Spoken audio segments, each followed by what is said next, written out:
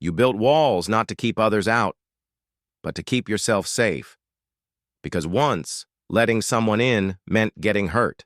So you armored up and called it strength. You learned that love came with conditions, that care could vanish in a moment. So you stopped reaching and called it independence.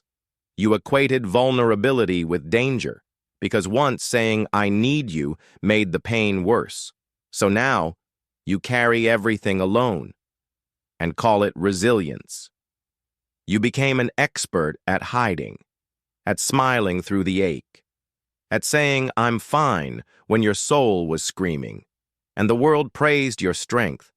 But the walls you built to protect you now keep out the very thing you long for: connection, warmth, the quiet comfort of being truly seen. What if safety didn't have to mean isolation? What if you could be protected without being closed off? What if your walls could have a door? You fear that if you let someone in, they'll leave. Or worse, they'll stay and use what you shared against you. So you stay guarded and call it wisdom. You've been told to just open up, as if trust isn't earned, as if your heart hasn't been broken by those who promised to protect it. You confuse distance with peace. Believe that if you don't get close, you can't get hurt. But isolation isn't peace. It's loneliness wearing a mask of safety. You've minimized your need for closeness so long, you've started to believe you don't need it. But your body remembers what your mind denies. You've been taught that needing someone is weakness. But what if needing is human? What if love isn't a threat, but a home?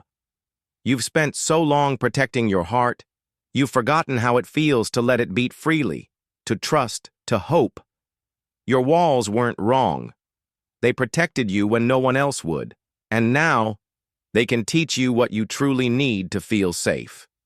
Healing starts not with tearing down, but with choosing, with asking, who has earned a key? Who shows up again and again without conditions? You don't have to be open with everyone. You only need to be open with those who have proven through time and action that they can hold your truth. Your vulnerability isn't weakness, it's courage. And every time you choose to share, even a little, you're rebuilding trust, one breath at a time. You are allowed to set boundaries, to say no, to protect your energy. That's not closing off. That's loving yourself enough to stay safe. This isn't about becoming defenseless. It's about becoming free, free to connect on your terms, free to trust when it feels safe. You don't have to stay behind your walls forever. You don't have to choose between pain and isolation. You can learn to open, slowly, safely, with care. Start by listening to the part of you that still fears connection, to the child who learned to hide. Honor that fear. Then gently invite it to feel safe. Your need for connection isn't a flaw, it's a truth. And the fact that you still long for it, after everything, is not weakness. It's hope. Healing isn't about erasing your walls. It's about understanding them and choosing for the first time when to open and when to protect. You are not broken. You adapted. And now you can evolve.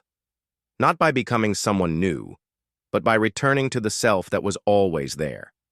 You are worthy of love, not when you're less guarded, not when you're fixed, but right now, exactly as you are, even behind your walls.